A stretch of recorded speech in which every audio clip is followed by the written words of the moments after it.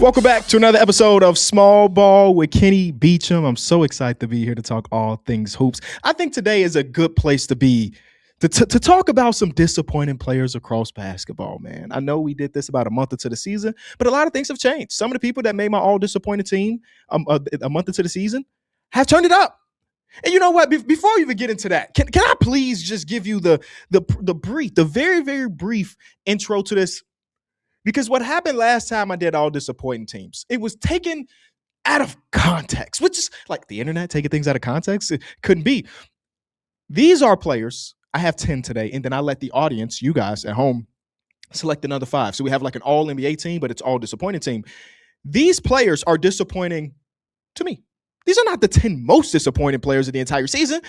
That's not like I would have Ja Morant. I would have some of these other dudes. So I think last time we did this, it was definitely taken out of context. And like, how can this player be here when this player is playing so much worse than him? That's not the way I really do things around here. A lot of the players on this list, if not all the players on this list, I had some level of expectations for it. That's how you get disappointed. My personal expectation and how they performed throughout. Actually, it's so crazy that I got one true all-star on this team. Kenny, he's an all-star, but he's disappointed too. Hell yeah. Things like that can happen. All right? Things like that can happen. And also, just because they made the all disappointed list don't mean you got to tweet me a month later saying, look, Kenny, he doing better. Good. They're disappointed to this point. That don't mean that they're going to be trashed the rest of the season. That don't mean that their career's over because we got young guys on here too. It just blows my mind how it goes. And listen, we as a company are somewhat to blame for that as well, because part of our job is to clip things up and put them up on social media. But this intro won't make it to social media. It'll just be Kenny said so-and-so is disappointed without the context. And I guess I got to live with the results. All right, before we get into all of that, a weird thing happened in the NBA the other day. Russell Westbrook came to the podium and called out all the pieces of Sacramento Kings media, which is like, you know, Brody has done something like this on a couple different of his stops. He did it in OKC. This is something that he does occasionally. But the reason I'm bringing this up at the top of the show is because we just did an episode of Numbers on the Board where we gave one thing we learned about all Western Conference teams. And we did it in order of standings. And as you know, the Sacramento Kings are in the middle of the worst season in franchise history. So they were the last team that we talked about. And I'm going to be honest with you. If you watched that episode, you know I didn't have anything that I learned about the Sacramento Kings. You want to know why? Because everything that has happened this season is, you know, par for the course. I made a joke a couple weeks ago on Twitter that didn't go over well for Sacramento Kings fans. And I understand when somebody take a shot at your team, whether they're the worst team in the league, the best team in the league, you're going to get defensive. You're going to stand up for your guys. I respect that. The joke that I made was I was starting to watch some of these other guys. I was starting to watch Darren Peterson, Cam Boozer, AJ DeBontas of the world, the Caleb Wilsons of the world. And my joke was, man, one of these guys is going to end up in Sacramento, you know? And it had nothing to do with the fan base. It has nothing even to do with the players that are currently on the roster. It has everything to do with the ownership group and the management group. And Russell Westbrook went out there and he called out the media for whatever reason. I don't read Sacramento Kings blog posts. You know, I don't know what's going on between the George reporter and Russell Westbrook. I don't know what he said or who was right and who was wrong. But what I do know is that Russell Westbrook is a guy that usually doesn't talk too much unless these key buzzwords or buzz things happen. Like you start to call him out of his name, obviously. You start to question his integrity as a person and things like that. Like a lot of the times if you talk about the basketball stuff, Russell Westbrook, he cares, but he doesn't care enough to call you out. So I don't know exactly what happened there, but it kind of encompasses like all of the wrong things that are happening in Sacramento, not the media, not Russell Westbrook, but like how did that video go on for as long as it did? As somebody that has been in that scrum before, just a few times, by the way, just a few times. It's not like I'm there on a nightly basis. The PR team is pretty on edge when it comes to these things. There are certain questions that they may get asked, but the PR team will step in and say, no, we can't do that. There's certain times where the PR team just comes up and say, okay, Russell Westbrook is done for the day because they feel like things are about to get heated and this is not good PR. They let Brody go for like 7 minutes, calling out everybody in the room. And it was awkward for Russell Westbrook. It was awkward for the people in that room because though Brody called them out, he didn't call them out for specifics. Damn it, I don't read the blog posts that the Kings are doing. So I would have loved for Brody to be like, hey, you right there, you wrote this, and I don't like that. But when they asked him, what specifically are you talking about? He just was like, I be reading the stuff. And I'm like, damn, bro, this is your time to really go. And then when the people were called out, they didn't stand on the ground. So it was just Nobody looked good in the situation. And I feel like that is the toughest part about it all, you know? So yeah, Darren Peterson, who just had another amazing game, might end up in Sacramento, or Cam Booz or AJ DeBonta or Caleb Wilson. At this point, the lowest they can go is 5. So who's the 5th guy? Is it Kingston Fleming? I don't even know who the 5th guy is. One of those guys is going to end up in Sacramento next season. And though a lot of those guys that I just mentioned have the opportunity and the potential to turn things around, I just look at the way the team is ran, and I just don't have a lot of hope, right? Darren Peterson could be the best prospect since Victor Wembanyama, since Cooper Flag just last season. But do we feel like the management group is going to make the right decisions around him if they get that talent? You know, that is the thing we talk about all the time when it comes to tanking. The thing that matters the most is having the fans have some level of hope at the end of the day. And I'm sure Kings fans are hopeful because this is a terrible season and they're guaranteed a top 5 pick, right? Or top 5 pick. But then I think that hope will eventually die down because you recognize that, yeah, we got this young 18, 19-year-old in the door, but the man is making decisions, has been making decisions for the last 15 years, and I feel like he's made one great decision this entire time. So I don't know, Kings fans. I'm rooting for you, not for the organization, because damn it, I think the Vivek should be selling. I think that everybody in there should be fired. But I'm rooting for the fan base more than anything because that fan base cares.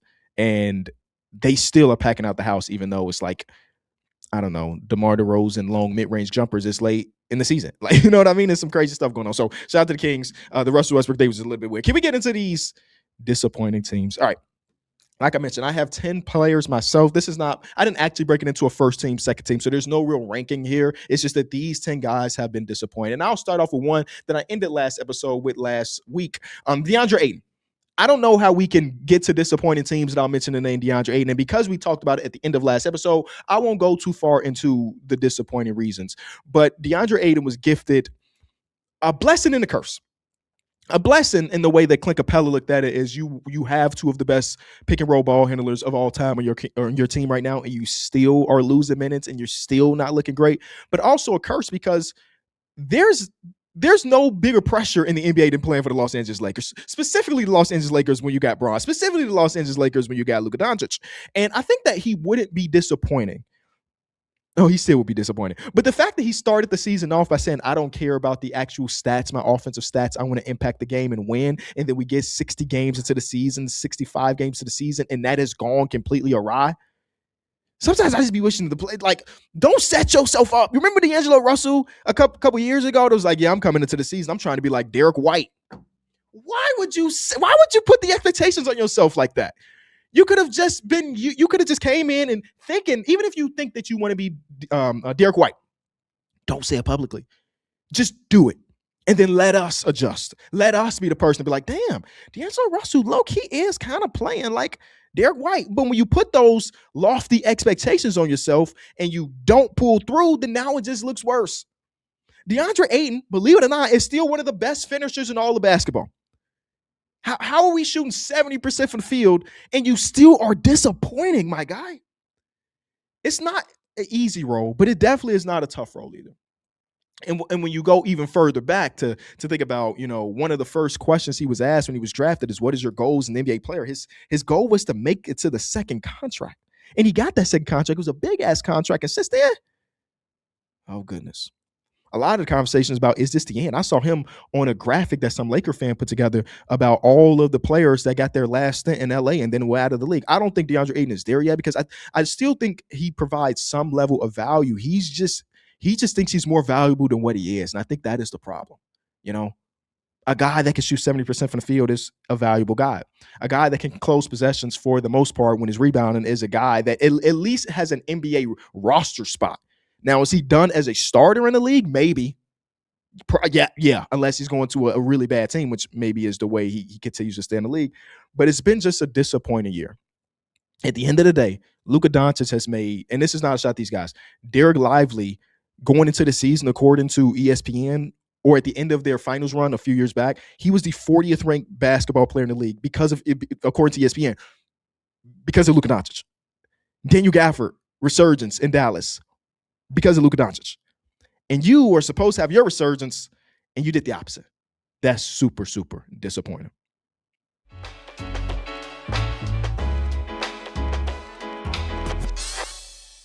Let's get into some of these other guys on the all disappointment list. I'm going to start off after DeAndre Ayton, again, in no specific order. Karis LeVert, man.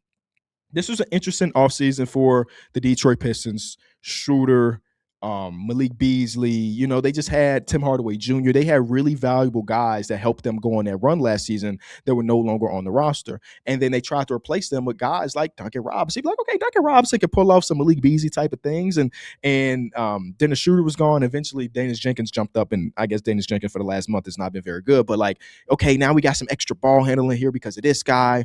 And then we got Karis LeVert, who's definitely not Tim Hardaway Jr. when it comes to their play styles, but like he can mimic some of the Tim. One thing about Karis LeVert, by the way, is that every team by the end of his tenure with that team, every team he's been with has wanted him off the team. And we're already there for Detroit 60 games into the season. But the one thing that I'd valued a lot about Karis LeVert, and even the numbers back this up as well, that Karis LeVert had been a really good off the bench guy to maintain. One of the things I really admire, especially from a off the bench ball handler / secondary creator, is that when my star player or my starter goes to the bench, can you just maintain the lead that we have? Can you make sure that if Kay Cunningham is out after his first stint, we're down by 4, then when he checks back in, they're not down by 14. And throughout the course of Karis's career, that has been the case. He had been a guy that come off the bench, and even if his overall counting stats weren't that amazing, he was a guy that was pretty steady and held the second unit down. This is the first year of his career that's just not the case, where the team is wildly worse when he is on the court. Other times it's like net neutral, which is like great for a bench player, honestly. Now it's just not the case. And then you watch some of these games like 0 for 7 from the field and a couple turnovers. Yikes. That's just super disappointing because he had, again, big shoes to fill when you consider the 3 guys that they lost this offseason. And Duncan Robinson's been fine. I'm trying to replace, I'm putting that in quotation marks for the audio listeners, replace the Malik Beasley production. And Karis just has not lived up to it whatsoever. And when you think about the tough parts of the Detroit Pistons team when it comes to creation and secondary creation, Karis LeVert has an opportunity to be one of those guys that can alleviate some of that pressure from Cade, and it just not has happened this season. So disappointed list. Next guy is Paolo Banchero. Now, I will say, before we start talking about the disappointment that is Paolo Banchero's season, he has been playing a lot better as of recent, which is dope.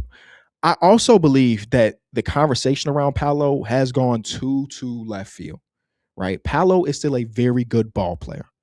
When you start to account for contract and play style, then yeah, we can have a conversation about, what his ceiling is in the NBA player, but it is still a tough conversation to have because he is 23, 24 years old. So I think he's been disappointing this season, but I think you're asinine. I think you're a crazy individual if you think that Paolo Banchero, this version of Paolo, is the version that we're going to get for the rest of his career. Is it possible? For sure. But that's not something I'll be willing to bet my money on. This guy's a talented guy. And yes, I think he still takes too many tough mid-range jump shots. But if you look at the numbers, it's down like 7% compared to last season. And 7% may not seem like a lot. But when you're talking about 17% of his shots come from long two versus 10%, that's going in the right direction, ain't it? You talk about him getting to the basket. One thing you can always value is that Paolo Banchero is one of the top foul draws in basketball. You consider his physique and his size. That is where I want him to be as a ball player completely. So I do believe there's some things that make me feel like there could be an eventual shift to his season. Also, the team has been in and out. There's so many players between Suggs and Franz and Moby just being back. There's so many different question marks on a night-to-night basis with this roster that I do believe that Paolo Banchero has been overtaxed. If you want to tell me that you don't believe Paolo Banchero is a guy that can be the number one option on a really good team, I'm not even going to call you crazy for that. But there are some people that have, again, taken it just a little bit too far. And it's hard for me. And now listen, Paolo is the guy that is missing the shots. I understand that. I recognize that. But I do believe there's a coaching thing that needs to be done. Shout out to Jamal Mosley. But when I watch this team play offensively, there's a lot to be desired. There's a lack of creativity on the offensive side of the ball for this team on a night-to-night basis. And I think that's how we get to the point where it is dwelled down to Paolo Banchero, do something and save us 3 possessions out of 5. And those are tougher shots. And I think that there is I don't know who that guy would be, but I feel like there's enough on this roster where just somebody that will be a little bit more creative offensively could get Paolo Banchero to the point where he isn't a true shooting towards the bottom of the league guy, the least efficient mid-range jump shooter since so-and-so, like all of these things that he's been this season. And I just watched Paolo in the let me go look at these stats real quick because I actually did not put it into my notes. But Paolo, when you think about him being the size that he is, and I've seen listed 6'10, I've seen 6'9, I've seen 6'11. I don't know, depending on what site you're gonna be using. Him as a role man this season, only 4% of his possessions this year is him as a role man. And when you think about this, like I just feel like he should be used in the pick and roll more. 18% of his possessions are coming as the ball handler in the pick and roll, and only 4%, 4.7 to be exact, percent of his possessions are coming as a role man. I'm just like, there's gotta be more there. There's gotta be more. He's been using the post up about 10% of the time, and he's very good in the post. And that's just not him shooting out of the post, that's creating out of the post. So there's got to be more to just isolation, which is what a lot of Paolo Banchero's turning into. And I still am a believer in Paolo. I just think that so far this season, it has been disappointing. But if you told me next year that Jamal Mosley is gone and Franz Wagner is completely healthy, and you look at what Jalen Suggs is able to do as an impact player, even if his jump shot's not around, and Anthony Black's resurgence this season, I think, and I'm sorry, Desmond Bane has been on a tear for the last 30 games and nobody cares. There is stuff here to make you feel like, okay, bad season, maybe season from hell. Next year, it should be better. And maybe it won't. But I'm still optimistic and hopeful for Paolo Banchero in this team. I do think that they probably have to make a decision with Jalen Suggs soonish, or maybe Paolo or Franz, because Anthony Black, I think you're just not going to deal him anytime soon, and he's going to be up for a contract. I don't know what that money's going to look like, but it's already a hella expensive team, so they may have to make some structural things come up, but Paolo Banchero, disappointing. Next name. Again, this is by my own personal expectation. Jakob Poeltl. Jakob Poeltl, man, it's unfortunate because maybe he shouldn't be here because of the injuries, because he has been really, really injured this season. He's only played 28 games, and he's finally back into the star lineup. But he just signed an extension that was 3 years, $84 million, and that puts him at this season $27 million, $29 million, and $27 million at the age of 34. And I think my disappointment has to come from the fact that his contract is one of the worst in the league, and because of his back issues, he just hasn't been productive as a defensive guy. I think over the last couple of seasons, I watched the Toronto Raptors, even in their bad years, and be like, oh, when Jakob Poeltl was on the court, he is an impactful player. The little push shot, him playing out of in the high post, and him being used semi as a hub in occasions, and you just don't get that enough this season. And this is, I don't have the numbers to prove about the defensive impact, but again, watching him, I just feel like sometimes they're better off running that super small as lineup where it's CMB as a guy. And I think a lot of that has to do with his back. Right? I think a lot of that has to do with all the injuries he's endured this season and the expectations that I had from him because he signed this contract, maybe is more than what he has been doing. But this year has just been really bad. And though 16% of the cap for the Toronto Raptors isn't that much, it kind of is at the same time. Because when he signed that contract, I remember tweeting like, oh okay, like sure, I guess, because he had already been dealing with some back things before the season even started. And they gave him this big ass extension. And I'm like, I understand why the Raptors do what they do. They're one of the markets that they have to use, free agency and extensions as their way to get better, or trades in extensions, the way to get better, because free agency is just going to be tough for them. So when you have a guy, Jakob Poeltl, who's had a couple different stints with his team and is a fan favorite, hell, give him his money, give him his cash. But now we're looking back on him like, man, if they didn't give him that cash, then they'd probably be in a better spot. So Jakob, again, he's not on the same level as Paolo Banchero, but just one of those guys. Lastly, before we get to our next break, and this is maybe the last guy on the list, but I did want to talk about it just for a quick second. Maybe he is the youngest guy on my list. Rob Dillingham. Rob made the month one all disappointment team, and here he is making almost end of the season one. I'm happy that in Chicago, he's getting at least a little bit more burn. It changes. Sometimes it's 20 minutes. Sometimes it's 4 minutes. I guess it depends on who's in the lineup. And the other night against the Suns, he had a really good first half, 11 points, yada, yada, yada. But you still watch him, and he fights as a defender. He tries to crash the glass at 6 foot even or whatever. But it's just tough for me to recognize how he would have a true role on a team eventually. And I'm not giving up hope. Hell, I've invested in Rob Dillingham because he plays for my team. I got a Rob Dillingham Kaboom card that I paid ridiculous amount of money for. So I'm hoping that I'm wrong here. But he can't shoot and he can't finish. He's not really a great passer. And I just don't know a 6 foot guy that can have those things and be a successful NBA player. His jump shot looks like it hurts, as in like because he's jumping like 7 feet off the ground just to get the shot up on the rim. And some of the turnovers that he has are like Looney Tunes comical cartoony turnovers. So Rob, I'm sorry. I'm praying that we get better and you have a 30-point game here and boom, just like that, we flip it on and you're NBA. It's been rough. When we come back, we'll get back into our all disappointment team.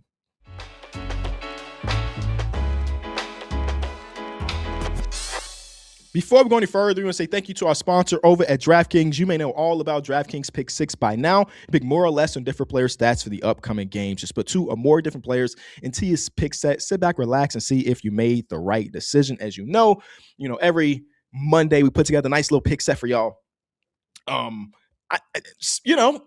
It is what it is. Sometimes we hit, sometimes we don't. It's just the nature of the game. And as always, I remind you to play responsibly. Today's slate of games is pretty interesting. It's a smaller slate on a Monday again, but we do got some ones that could potentially be bangers.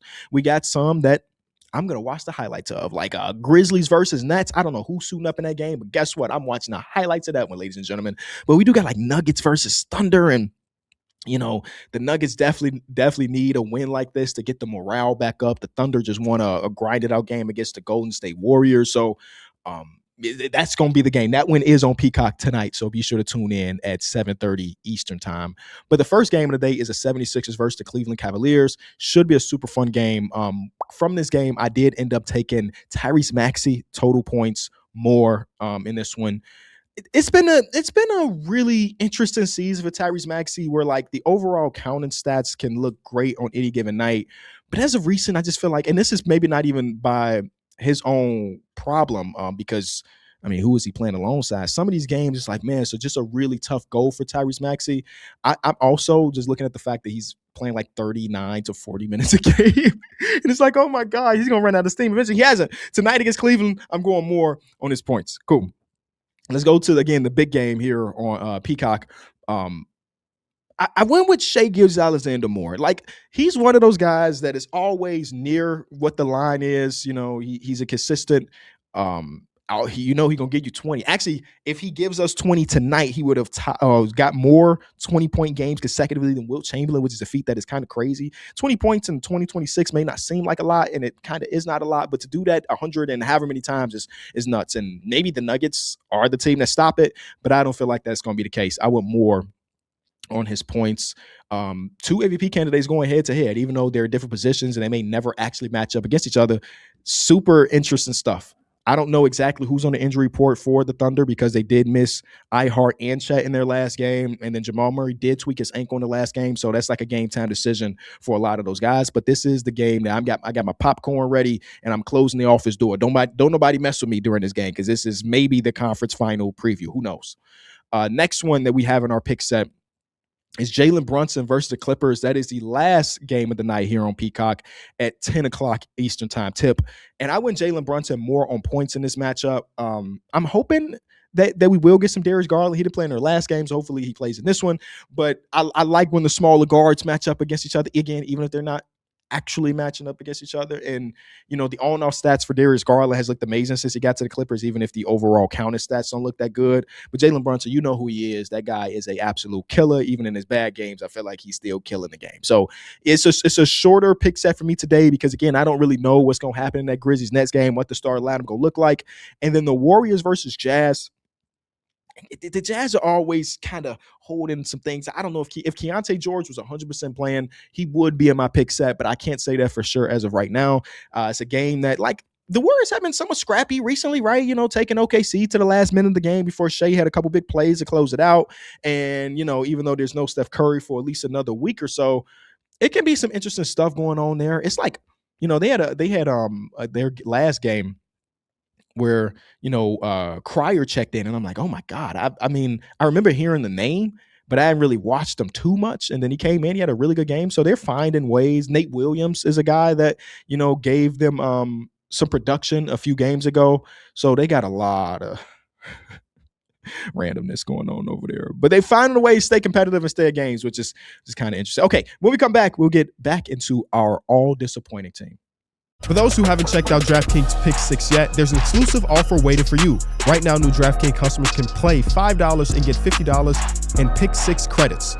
All you have to do is download the Pick 6 app and use promo code ENJOY when you sign up. Pick 6 is available in most states, including Texas, California, Missouri, so don't be afraid to get in on the action. Ride the upside with Pick 6.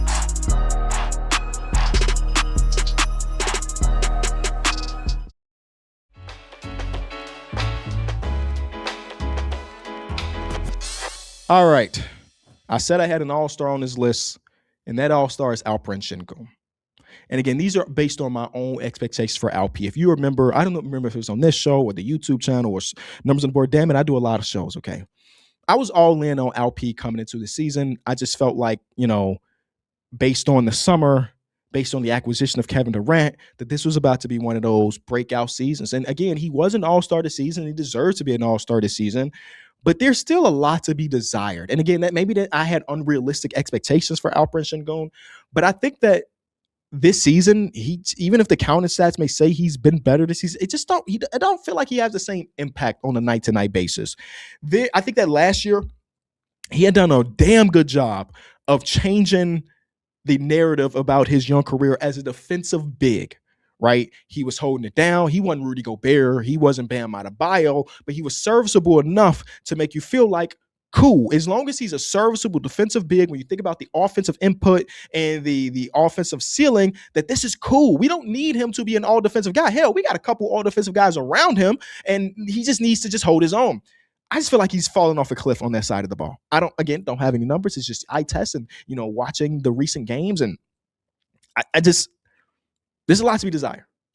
And again, it's not saying that he can't turn back the clock to last season and be a good defensive player for the rest of the season or even in the playoffs.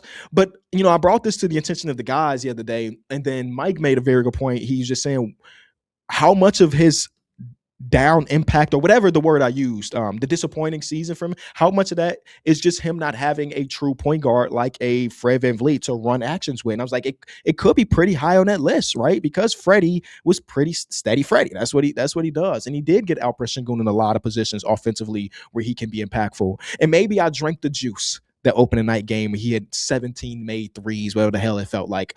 And I was like, yeah, this is going to be his season. But, sometimes on the late in these games, they're playing 4-on-3 offensively because the opposing team is sending 2 at Kevin or face guard Kevin. So maybe it's just a straight 4-on-4. And those are the opportunities where I just want to see Alp just be a little bit more productive. He did have a game the other night. I forget who was against. Let me quickly look this up. Well, he did exactly that. And they got that win in their game versus Portland. It was a game versus Washington. It was one of those two games where like Kevin Durant was getting face guarded down the stretch, and I think Alp had like 10 points going into the fourth, and he ended up with a really good game. No, that was their overtime loss against the Warriors because it's in the overtime. Okay, yeah, so in that game versus the Warriors, they tried to take Kevin Durant out of it for that fourth quarter. I think Kevin may have taken 2 shots in the fourth quarter, which is, even though he's getting face guard, I think Kevin got to be more aggressive than that. You got to just come up and shoot that 30-foot if you need to, you feel me? But when they were playing that, and they were playing single coverage against Alperen Sengun, he had like 3 back-to-back baskets in that fourth quarter. Ultimately, they ended up losing that game. But those are the type of things I kind of want to see from them. But sometimes when it comes to that clutch, if Kevin can't save them and Alp has to throw up this wild shot, it's a lot to be desired. So he has been disappointing to me personally, and maybe that's just my own expectations. Next name on the list, got to mention Cam. Got to mention my boy Cam Johnson. It has been one of those years. Have we mentioned that like the overall counter stats don't look too bad when you talk about his efficiency and all? I think he's shooting still 40% from 3, but you've seen it this season. He's at 40.5%. You've seen it this season in that game versus OKC. It really boiled down to 2 missed shots down the stretch. Like they didn't lose the game because of him, but 2 open corner threes for him. And, as a 40% 3-point shooter or a historic, 40% for his whole career, those are the shots you want to see him make. And he just has not made those as of late. And just overall production wise, he's having one of his least productive seasons since his basically rookie season. And I think that, there's just a great difference between what MPJ was providing for them and what Cam is providing. And I think that Cam is not the same player as MPJ, so I don't expect him to go out there and be a 6'10" shooter over anybody. But it might just take a season before he is super, super impactful in the way that you kind of needed him to be this season. And yeah, some of these games, like 8 shot attempts per game, is just not a lot. That is on par with what he was taking when he was the sixth man for the Suns a few years ago. And they're still trying to incorporate him. He's still dealing with so many injuries. I mean, hell, he's only played 38 games so far this season. And even in that last game, he missed the game after because of injury, ankle injury. So, I'm hoping that once playoffs come around, things will shift and he can be the guy that we think he can be. But it has been overall disappointing. You consider they gave up MPJ and they gave up a 2031 first round pick for his production. And 2031 feels like a decade from now, even if it's not. And maybe you don't care about that still, but that was a really good piece that I think the Brooklyn Nets took in that trade. So Cam, disappointing, unfortunately. The next one is kind of a cop-out. It's the Knicks version of Gershon Yabusele. Yabu was one of my favorite low-key signings for this offseason. He came back to the league in Philly. He shot 50% from the field, 38% from three, and 10 points per game, 11 points per game in the 70 games he played after 4 seasons of being out of the league. And that was amazing. He had the Olympic run with France and then got this deal. Daryl Morey stole him and he came over and he was really good on a bad 76er team. But it's like, oh, he's going to the Mecca. He's going to New York. And if he could just provide what he just did in Philly for, what was it, $8 million a year, $6 million a year, that is an absolute steal. The dancing bear going to be dancing in New York. And then he got to New York and he was playing 9 minutes per game, shooting 40% from the field, 29% from three, and was eventually out of the rotation. He was averaging 2 points per game. They said, hold on, we got to wash our hands with it. We're going to trade him to the Bulls for Dalen Terry. Shout out to our boy Dalen Terry. And he immediately came to Chicago and looked like the exact player that the New York Knicks needed. He's been averaging 11 points per game on 27 minutes per game, 41% from overall, and 41% from three. He's attempting 6 threes a game since he came to the Bulls, and he's hitting 41% of them. If he was doing that for the Knicks, then who knows what the hell will be happening in New York. They're already looking good, but they'd be looking great if Yabu was having this level of production. So I just feel like this happens with teams all the time. You hype yourself up. This guy's gonna come in and be great, and then he's not great. Then he goes to his next team, and immediately he's the exact player that you thought he was gonna be with your favorite team. So yeah, his contract got amended too. So like he's not even on a 2-year deal no more. So 1-year deal. So he's expiring. Maybe he goes back to New York. Maybe he goes back. But yeah, that it was just a really weird time. Like I was so excited for him and Jordan Clarkson, honestly. It's like, oh, the Knicks kind of won some of this offseason because they were already a good team, and now they got some extra depth pieces. Woo! And, I mean, they eventually traded, again, him for Dalen and traded Dalen for Jose Alvarado, so it ended up working out long-term. But having a guy like Gersh, this version of Gersh, would be amazing for the Knicks, and they just don't have that. Next one we got is Miles Turner. Pacers fans told the world. And it's not, Miles is not having a bad season by any means. It's just not near the seasons that he had provided for the Indiana Pacers. Simple. Some of the more recent games, I think there was a game against Utah or Atlanta. I forget which one it was. The man didn't close out the game. It's like, oh, that's pretty tough for a guy that you through different avenues, you're basically paying, or his spot on the roster costs you $50 million. Let's say you're not paying him $50 million, but his spot on the roster is $50 million spot. And I'm not a guy that thought that Miles Turner was going to go there and turn into some level of all-star, because that's just not who he is as a player. But I thought he would be just maybe a little bit more impactful on both sides of the ball than he is right now for the Milwaukee Bucks. And that's just not it. My last guy before we get into your guys, let me just make sure I got through everybody else, is Quentin Grimes. Q Grimes, he went into restricted free agency and he didn't get what he wanted. He didn't get it. I don't think he got offer sheet at all, but he wanted $25 to $30 million. And Q, he's not having a bad season by any means as far as counter stats go. He's just having a normal Quentin Grimes season, which maybe it's unfair for him to be top 10 on my most disappointing list by him just being himself. But the numbers are about 13 points per game, 44% from the field, 34% from three, which is worse than maybe his last couple seasons. But he looked so good when he got to Philly. And we knew it was Mickey Mouse March, right? I didn't think he was going to average 22 points per game for this 76er team. But I did think he would be just, I think, overall better on both sides of the ball. And that just hasn't been the case on a team that kind of needs his elevated play because Paul George is out with a suspension. And then Daryl Morey traded away, Jeremy McCain. And part of the reason they may have traded Jeremy McCain is to try to retain Quentin Grimes at the end of the season. But it's just maybe I just expect just a little bit more for Q Grimes. That's all. Just a little bit more. Especially as VJ has had these games where he has hit the rookie wall, that you kind of want Q Grimes to be like, okay, just last season I was running pick and rolls and stuff, and I could just run some of that again. He did just have a really good game against Atlanta the other night, but other than that, some of these games it's just 2 points, 5 points, 9 points.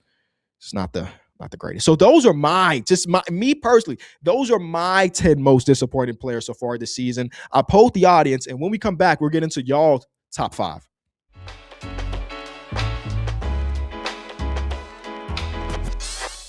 So I went to Twitter and I said, who's the most disappointing player on your favorite team? And these are the guys that came up more than anybody, or tweets that somebody had that got 600 likes. It was like, oh, damn, 600 of these fans on Twitter think that this guy's been the most disappointing. And some of these people are complete blind spots to me, like the first guy, Bub Carrington. Yeah. Wizards fans are not enjoying this Bub Carrington season, which I can't say that I've been watching as closely as y'all have. But so tell me if my analysis of Bub Carrington's season is right or wrong in the comment section, or hit me up on Twitter. Bub Carrington came into last season as a guy, or came into this season as a guy that you're trying to figure out what is his true position on the team. Is he a 1? Is he a combo? Is he more of a 2? And I think that all of the 1 conversations have kind of died down as, again, they now have acquired Trae Young, but also he just never lived up to the idea of him playing the 1. To start the season, he was pretty poor from shooting the ball. Since then, his overall, shooting stats look okay, but the fans are just disappointed. And I think that the disappointment may not be with his level of production. It's the lack of getting better, I guess. You know what I mean? Year 2 and progression is not linear. Hell, year 3, he can win most improved player for all we know, but it just hasn't been the progression that the fans were hoping for. Next one, a one that I saw a lot. I had somebody from the team. I had Jakob Poeltl from the Raptors. A lot of Raptors fans are saying it's Grady Dick, which, last year he averaged 14 points per game, and now he just doesn't play often. A guy that came into the league as optically, as somebody that's 6'7" and with a sniper, you would hoping that he would shoot better than 30% from 3 this season, 36% from 3 his first season, 35% last season. And again, only 15 minutes per game this year. And it's just not, I can understand the disappointment factor, because after a season where, the Raptors were not playing for a ton other than to, get what ended up being CMB, 14 points per game, and he's playing 30 minutes per. And now that they're a good team, he's kind of, again, not falling out of the rotation, but he just doesn't get an opportunity to play as much because they're actually playing for something. It's so cool to play 30 minutes a game on a bad team, but what will happen when the team shifts? And we see that the Raptors have shifted to the point where they can't play you because you don't hit shots. Full stop. You just don't hit shots. And that would be how much the Raptors would kill for Grady Dick to be the player that they expected him to be. Not him being an all-star, not even them being, one of those type of dudes, but just the player that you drafted at pick number 13. And he hasn't. He also on the court, and maybe this is just my eye test, he don't be looking 6'7" to me. Right? Am I tripping? I don't know. He be looking close to 6'5"-ish. He's 6'7", dog, like a real 6'7". Every place that I've gone to where I type in Grady Dick, he's listed as 6'7". And, sometimes that can be different. Sometimes somebody's 6'4", and then they're 6'6" all of a sudden on some other website. Nope. Grady Dick is number 2, according to the audience. Number 3, Julius Randle. And I don't know, y'all. This is like the second episode in a row where I've admitted, even though I watch so much Minnesota Timberwolves, and I mean so much because I would assume who's there. Anthony Edwards, one of my favorite players. Rudy Gobert is one of my favorite players. Maybe I turn my brain off when I be watching the Minnesota Timberwolves, because I thought for the first couple months of the season, Julius Randle was looking pretty damn good. And maybe it just shifted, and maybe my brain is still looking at the first couple months where there was some fake all-star buzz around him. I understand Julius Randle is always going to be a polarizing player because of his play style, because he can become a black hole, because he can become super, super selfish in stints. But I don't know, man. I didn't expect to see this many Julius Randle tweets, but I got a lot of them. I mean, a lot of them from Minnesota Timberwolves fans.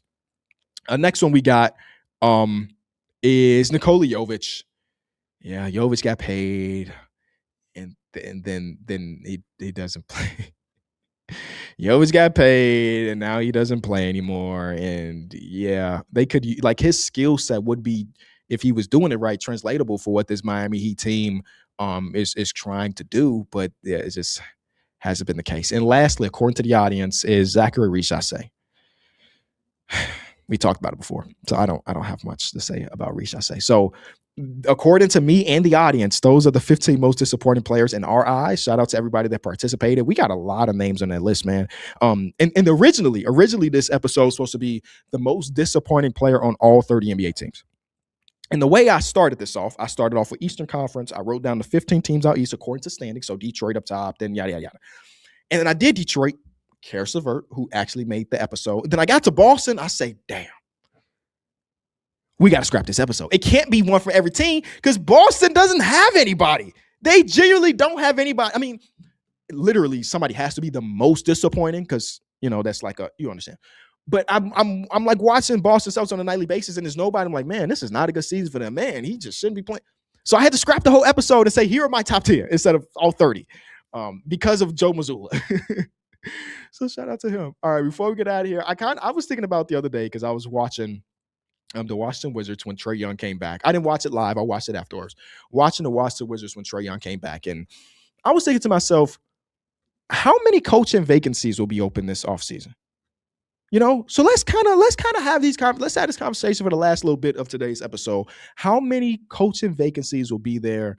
And I don't know much of who's sitting on what bench, would be the top assistant turned head coach. But we did just have a great crop of guys between the last like 5 seasons ago, from Mazzulla to Ott, from who am I forgetting? JB Bickerstaff's always been here, but like some really good secondary guys that came up, Mitch Johnson, obviously, Mark Daigneault, like these guys over the last 5 years, young guys that were secondhand guys, some assistant coaches, and now getting an opportunity. I don't know who those guys are this year because I looked at the Eastern Conference. If there's any playoff team that I feel like might get a new coach, again, as we mentioned earlier, it will be Jamal Mosley and the Orlando Magic. I don't know who their top assistant is over there. Would he just be promoted or would they go outsource it? But I think there's a legitimate chance that the Orlando Magic go into this offseason with changing the coach and looking for their new head of the locker room as their number one priority. Cool. And then we get down further, and it's like, is there a world where Doc Rivers is out? I know Bucks fans are waiting for the moment, but I don't know. Doc Rivers just feel like a guy that ends up staying around on whatever team he's coaching for like 2 years longer than what the consensus is. And it kind of feels like that's what's happening right now with Doc Rivers. So there is a world where Doc is fired. I guess it depends on what the hell happens with Giannis, but that's two possibles. That's two possibles. Billy Donovan is not getting, never mind. The Bulls are never going to get rid of Billy Donovan. But like Brian Keefe of the Wizards, do y'all feel like now that they have Trae Young and they have Anthony Davis that they're going to let Brian Keefe be the guy to start this new version of this team? I don't know if I've seen more than, 2 interviews of Brian Keefe since he became from interim coach to head coach. Hey, I don't know. I don't know if Wizards fans like him. They hate him. Is he a good coach? Is he a bad coach? It's impossible to know when the team objective is to lose a ton of. Well, actually, it's not impossible to know, but it is tougher to know when the team's objective is to lose. Because like Jordy Fernandez, I think we know that Jordy Fernandez is a good coach, even though his team has 16 wins on the season. We saw it. We saw it last season, and maybe a little bit less this season, but we could agree that Jordy Fernandez at the end of the day is a guy that is a decent coach, a decent enough coach to get an opportunity when the team is starting to turn around. Then we go out west. I would be really surprised if any of the Western Conference playoff teams got rid of their coach. It would really have to do with like some people extremely underperforming. Like Chris Finch. Do y'all think Finchie's up if they lose in the first, second round this year? I don't think so, right? Conference finals appearance 2 out of the last 3 years. I feel crazy. But then again, Tom Thibodeau just got the first conference finals appearance in 25 years and he got canned. So you never really know, but I just feel like that's really low on the totem pole. I would be surprised. It seems like, the players still like him. Anthony Edwards still likes him, which I feel like is the thing that matters the most. So it would be weird if he did, but I guess not out of the realm of possibility. Of all the other coaches in the top 7, if they had a bad season, like if JJ Redick and them lose in the first round, I don't think JJ Redick's getting fired. Jordan Knott is not getting fired. David Adelman just got the position, so he's not getting fired. Ime is not getting fired. Mitch Johnson, and Daigneault. So it really feels like of the top 6 out west, if there's anybody that would get canned if they had to underperform in postseason, it would potentially be Chris Finch, even if I think that would be a mistake. Then we get to 8 through 15, and I look at the Warriors, and I made this point on Numbers on the Board yesterday. But I think there's a world where Steve Kerr is just done. He played his part and he was amazing during the run. But as, Steph's career is getting towards the twilight and Draymond's getting towards the twilight, I wouldn't be surprised if he just decides not to stay around. He did a year ago say that he's going to be coaching his team as long as Steph Curry's there, which is probably the case. But I don't know. I be thinking about this pretty often. Like Steve Kerr, objectively one of the biggest winners in the history of the sport as a player and as a coach. But he also did media before. He might want to get back into some media spots. So I don't know. I think that there is a world where Steve Kerr is gone and then they usher in some type of youth into that locker room. Pierre mentioned the name Ron Adams, which again is a name I ain't heard in a long time. But I feel like there's a couple more out west. And I guess we'll discuss that when I come back.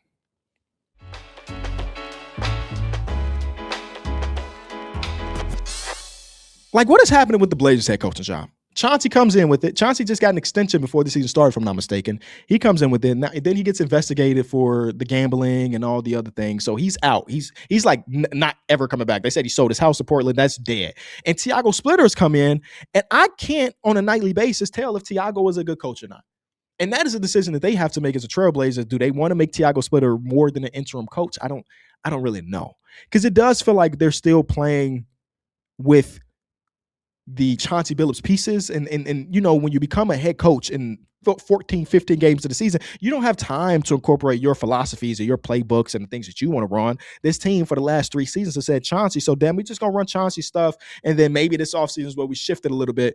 But I could also see a world where they just believe that Tiago's better as a, assistant coach, So that's a question mark one. The Pelicans have to be up for grabs, right? Shout out to shout out to James Borrego, but like he's an interim coach. I will be really, really, really surprised if they change that interim to like a full-time coach. This team just had a game the other night against the Utah Jazz. I'm sorry, against the Suns. And the Suns are, without some players and just had a game where they lost to the Bulls at all teams. This Pelicans team had Zion, Trey Murphy, Herb Jones, DeJounte Murray, Sadiq Bey. They had their true starting lineup with their 5 best players. They still do have, their Queen off the bench. They do their and Jeremiah Fears. The bench is a little lackluster. And they lost that game, man. And that's not the first time they've lost a game with what felt like, their full-ish lineup. And I'm just like, obviously they have talent in the door. It's just not enough. James Borrego is not going to be the coach next season. And if he is, I would be super surprised. But then again, Joe Dumars has done crazier things as a guy in charge of certain teams. So I think they got a lot of new things coming through the door, but I could be wrong. And then the last team is the team that we started off the episode with, the Sacramento Kings. I don't think Doug Christie makes it. I don't think he makes it another season. I'll be really surprised.